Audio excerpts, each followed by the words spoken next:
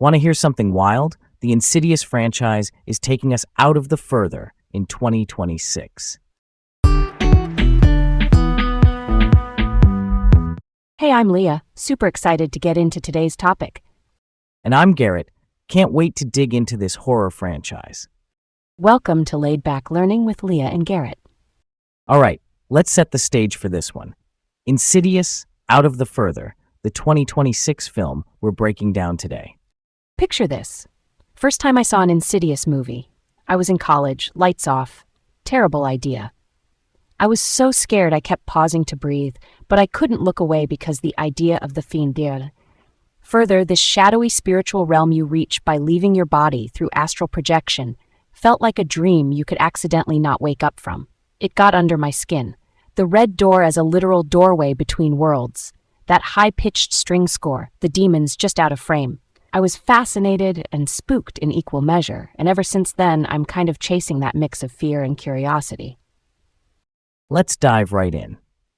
Out of the Further is the sixth entry in the Insidious series, following The Red Door from 2023. It's written and directed by Jacob Chase, who you might know from clever character-first horror. He shares story credit with David Leslie Johnson McGoldrick, a genre veteran. That combo helps the film keep the franchise DNA while opening the door, no pun intended, to new protagonists. At the center is Gemma Hall, played by Amelia Eve. Gemma's a working mom and dental hygienist who also happens to be what the film calls a courier. Quick definition there. A courier is a rare kind of astral projector who can transport physical objects between realms, not just their spirit. That's a big escalation from earlier entries where most folks could only visit the Further.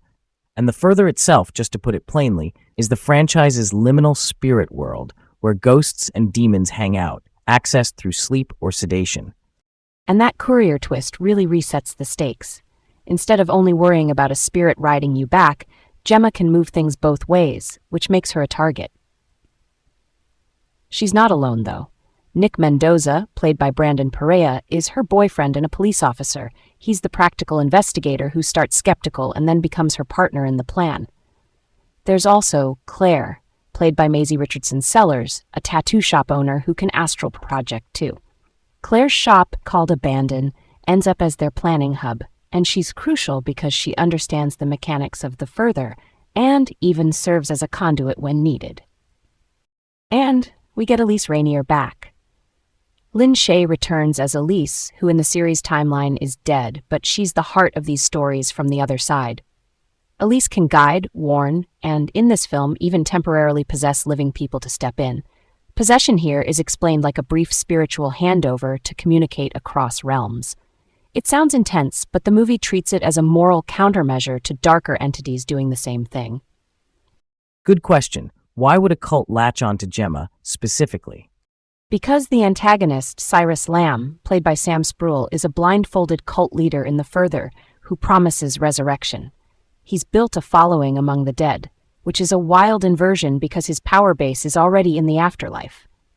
To make good on his promise, he needs a bridge to the living world. A courier like Gemma is that bridge. If you can move things across, you can move people across. And that's how his doctrine tries to cash the check it's been writing. All right, let's roll on. The movie grounds its scares in specific images. There's this nightmare dental clinic sequence where Gemma is strapped down, surrounded by spirits, and threatened with instruments. It hits a universal fear, but it also ties to her day job and later to the coda. And the returning franchise icons show up. Joseph Bishara appears again as the lipstick face demon, which is notable because he also composes the score. He's literally shaping what we see and hear. We also get the Bride in Black, the Man Who Can't Breathe, and Keyface. Their presence is like spectral landmarks, reminders that this is the same haunted cosmos. Middle stretch is where the machinery clicks in. Gemma's ability paints a target on her, and Cyrus pushes through his elderly acolytes in the living world. We meet Lester, Edna, and Patsy, who seem like ordinary neighbors, but are actually loyalists. They sedate themselves to project into the Further, which is creepy, because it makes the occult feel like a routine medical procedure. Sedatives as a ritual tool. That's such a smart detail, And the way Gemma and Nick discover a VHS tape in that house, revealing Cyrus's doctrine and history, taps into analog horror. The grain and hiss make the exposition feel haunted. Also key, Elise uses possession tactically. She rides along in Claire's body to deliver guidance, then later inhabits Lester to help save Gemma's daughter Maya. Maya, played by Island Austin, has hints of Gemma's gift, which makes her vulnerable as a conduit when Cyrus tries to move his followers into the material world. Generational stakes right there. And tying back to family, Gemma's mother, Ingrid, played by Laura Gordon, was a courier too. Her tragic suicide is reframed as a protective act meant to shield Gemma from Cyrus. Their reconciliation in the further gives the story heart amid the horror. Speaking of tactics, the Red Door returns. Quick definition if you're new to this world. The Red Door is a recurring portal in these films, used to access or even contain entities in the further. The plan here involves luring Cyrus through and trying to lock him away. It doesn't fully neutralize him, so the team escalates. Nick digs up evidence in the neighbor's house. Claire coordinates the astral moves from Abandon, and Gemma takes the big swing in the climax by using her courier power to relocate an entire house into the further. That's not just moving an object, that's moving the battlefield. And that ending lands with poetic justice. Cyrus, who fed on the hope of resurrection, is ultimately consumed by the very souls he failed to bring back. It's a moral echo that feels tidy without being cute. Then there's a mid-credit scene that circles back to those dental fears. Cyrus is strapped in a chair in the board further, tortured with a drill by a dentist spirit. It's a sharp little jolt that some people see as a teaser for future stories, and others see as a self-contained comeuppance. Either way, it lingers. Quick production snapshot. Principal photography ran in Victoria, Australia, with Dockland Studios Melbourne for interiors and suburbs like Camberwell, Essendon, and Kensington standing in for New England. That kind of location swap, tax incentives and controlled stages let them fake the northeastern vibe with colonial-ish streetscapes. Title-wise, it was once reported as The Bleeding World in late 2025, then officially revealed as Out of the Further in April 2026. It premiered in Los Angeles in August 2026 and opened in the United States later that month through Sony Pictures Releasing. Speaking of reception, it was mixed from critics, though some called it an improvement over The Red Door.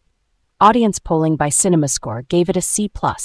CinemaScore polls opening night moviegoers and assigns a letter grade, which tends to capture immediate crowd satisfaction more than long-term critical assessment. So why would the critical chatter frame it as a step up while that audience grade didn't rise? My take is expectations. Fans want that same Insidious rush, but also something fresh. The courier concept is fresh, truly, but if the pacing or scare rhythms feel familiar, some folks grade to expectation, not innovation. To me, a matching C+ suggests the opening night crowd felt about the same as they did last time. Not bad, just maybe not blown away. Amelia Eve's emotional center as Gemma, though, really works for me. I see that, but I'd argue the mixed reviews show a franchise still experimenting. You add lore, you risk the formula. I think the film tries to balance character-driven stuff with the iconography, like the Red Door and returning entities. That balance can land uneven. But I respect the swing, especially with the house into the further move. Yeah, that checks out as a bold mythos upgrade. What about that mid-credits scene? Teaser or final punctuation mark? I read it as a teaser, not a hard promise, but it keeps the door cracked. The franchise uses those codas like pressure valves. You get one last image, and it says, hey, the further is still active. If the next film wants to pick up Cyrus's thread, it can. If not, it still works as a grim joke on his ideology. Eileen Coda, the dentist's spirit drilling him, is to me moral bookkeeping, not setup. It's the universe settling accounts. If they bring him back, cool, but I don't need it. The story already gave him a fitting end in the main climax. All right, on to the next. In pop culture terms, this keeps the Insidious brand unmistakable. Elise Rainier still mentors from beyond. The Red Door is the visual banner, and those legacy entities, from the lipstick-faced demon to the bride in black, are like a greatest hits reel woven into a new track. It reassures longtime fans while letting newcomers attach to Gemma's family. And I love that Joseph Bashara returns to score it. His sound world, all abrasive strings and droning textures, is the franchise's heartbeat. Plus, he plays the lipstick-faced demon again, which is such a rare dual role. It's like the movies Sonic and Visual Menace share one brain. That cohesion keeps the vibe consistent even as the story shifts to a new lead. Counterfactual time. What if they had stuck with the reported working title, The Bleeding World, instead of Out of the Further? I think it would have tilted expectations toward a brand new concept. Out of the Further leverages immediate franchise recognition like SEO in title form. The Bleeding World feels visceral and poetic, but it doesn't signal the core myth. Maybe critics would still praise the lore, but general audiences might not instantly connect it to Insidious iconography, and that could have softened marketing traction. Totally. The Bleeding World suggests realms merging, which is accurate, but Out of the Further tells you exactly what direction the thread is moving. Marketing-wise, I imagine darker, abstract posters for Bleeding World, leaning into oozing textures and boundary lines. The final title let them splash that red door in every asset. Clarity sells. I do wonder if a fresh title would have bought them more forgiveness for pacing quirks, since people might brace for a pivot rather than a straight-line sequel. Second what if? If Gemma had failed to transport the house into the bone, further what happens? Then you risk a permanent breach. Cyrus's partial resurrections could multiply, turning the living world into staging grounds for the dead. The red door stops being a doorway and becomes a revolving door. And narratively, that pushes the franchise into containment horror territory, city blocks going cold, neighborhoods with thin veils. It ups the scale from hauntings to an invasion scenario, which could be cool, but you'd lose the intimate family core this entry protects. And thematically, you'd risk breaking the generational thread.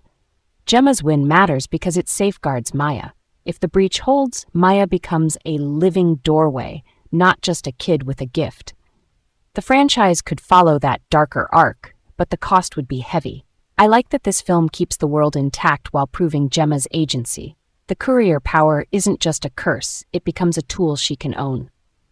And that's where we'll leave it for now. Stay curious, everyone. Until next time on Laid Back Learning.